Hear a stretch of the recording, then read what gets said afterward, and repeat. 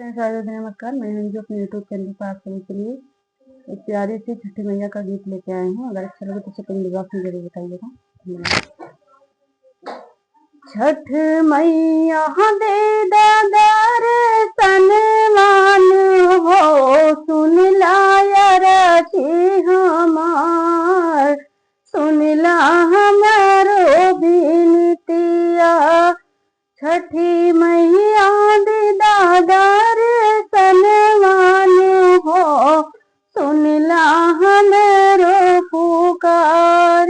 छठी मैया सुन ला हमारो पुकार।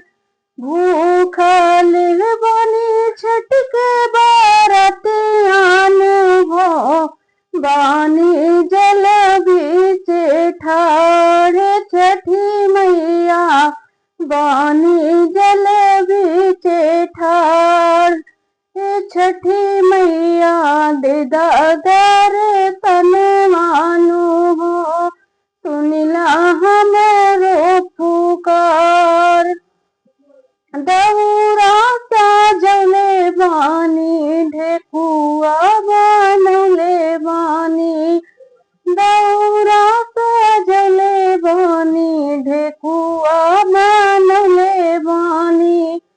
आरी आरी घटवा के मन से साजले बानी। आरी आरी घटवा के मन से सजले बानी।